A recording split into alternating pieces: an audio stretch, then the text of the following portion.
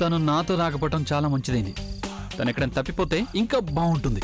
అలాగే తనని ఏదైనా అడవి జంతువు తినేస్తే ఇంకా బాగుంటుంది. తను లేకపోతే ఈ దారి కూడా చాలా బాగుంది.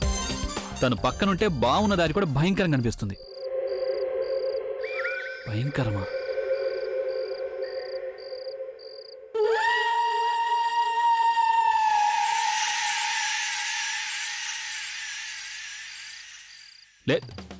ఏం లేదు, భయపడాల్సిన అవసరం లేదు.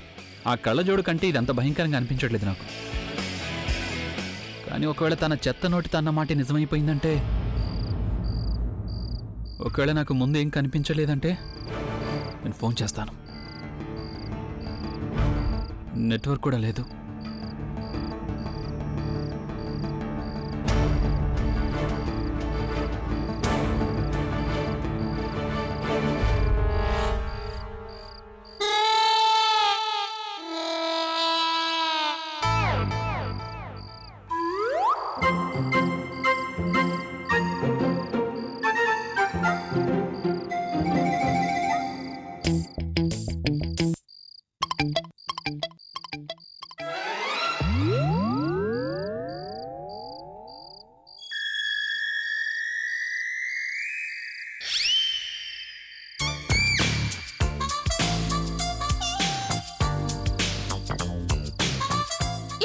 మాటి మాటికి వెనక్కి తిరిగేందుకు చూస్తున్నారు? సైలెంట్ గా ముందుకు వెళ్ళొచ్చు కదా.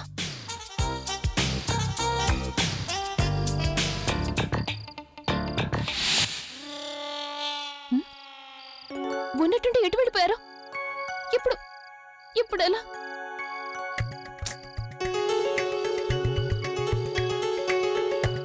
ఏమండి ఏమండి ఎక్కడున్నారు?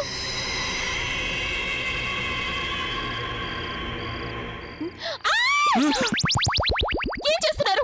అసలు నాకు ఇక్కడ చాలా భయంగా ఉంది. చాలా ఆపు. నిజంగా నీకు భయం వేస్తుంటే హార్ట్ అటాక్ వచ్చుండేది. అంటే చనిపోయిన తర్వాత మీకు నమ్మకం కలుగుతుందా? మరి అంత అదృష్టం లేదనుకుంటాను నాకు. అంతా మీ వల్లే జరిగింది. మీ వల్లే మన ఇద్దరు ఇక్కడ ఇరుక్కుపోవాల్సి వచ్చింది. నువ్వేలా ఇరుక్కుపోయావు? నువ్వు హెల్ప్ కోసం వెళ్ళావు కదా, మరి నా వెనకెందుకు వచ్చావు? అది ఒంటరిగా వెళ్ళడానికి భయం వేసింది. జంతువులు చూసి నీకా, నిన్ను చూసి జంతువులుగా? అయినా నాకు తెలుసు నువ్వేం చేస్తున్నావు. నువ్వు కావాలని నా వెనకొస్తున్నావు, నన్ను భయపెట్టడానికి. నేనేమనుకున్నానంటే, నేను మీ వెనకే వస్తున్నానంటే మీకు కోపం వస్తుంది, అరుస్తారు, అందుకే సైలెంట్ గా వచ్చాను. నీ ప్లాన్ మొత్తం ఫ్లాప్ అయిపోయింది. నువ్వు నన్ను యాక్సిడెంట్ చేసి చంపాలనుకున్నావు. అది కుదరకపోయేసరికి నువ్వు నన్ను హార్ట్ అటాక్ తెప్పించి చంపాలనుకున్నావు. కానీ ఇప్పుడు గేమ్ మారిపోయింది. ఇప్పుడు నువ్వు ముందెళ్తావు, వెనకాల నేను వస్తాను. నేనెందుకు ముందు? క్యూలో వెళ్తున్నప్పుడు అంటుంటారు కదా, లేడీస్ ఫస్ట్ అని. మరి అలాంటిది ఎందుకని అడుగుతావే? కానీ ఇక్కడ క్యూ ఏమీ లేదు కదా. క్యూ లేదు, కానీ ఇక్కడ బోలెడని అడవి జంతువులు అయితే ఉన్నాయి కదా, అందుకే నేను నిన్ను ముందు పంపిస్తున్నాను. ఒకవేళ ఏమైనా జంతువులు వచ్చాయనుకో, అవి ముందు నీ మీద అటాక్ చేస్తాయి. అప్పుడు నాకు పారిపోవటానికి టైం దొరుకుతుంది కదా.